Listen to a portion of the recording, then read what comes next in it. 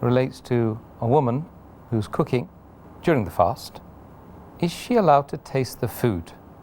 As long as the person who's cooking the food, whether it be a gent cook or lady cook, there's a hadith in Sahih Bukhari, volume number 3, in the book of fasting, chapter number 25.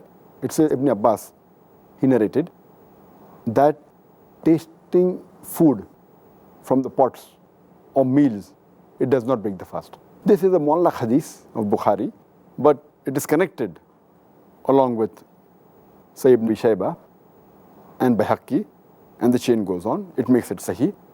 And it says that Ibn Abbas, may Allah be pleased with him, he says that tasting vinegar and food while fasting. So all these hadith prove that while fasting a person can taste food, but you have to be careful. The food should not enter your throat, you should not swallow the food.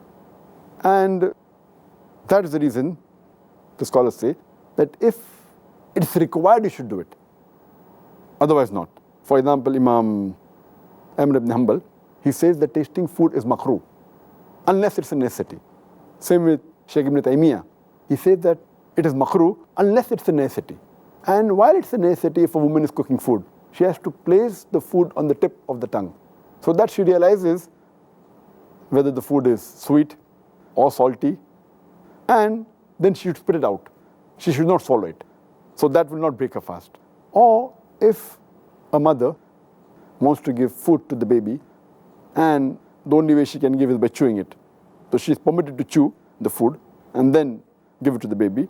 But care should be taken that they should not swallow any particle of the food. She should spit it out. So these are necessities where it's permissible to taste food, but unnecessary. Just because you're feeling hungry and you taste it, it's makruh, though it will not break the fast. Makruh means discouraged. It will not break the fast. But otherwise, for a necessity, it can be done, but care should be taken. It does not go down the throat. It should not be swallowed. After tasting, the food should be spat.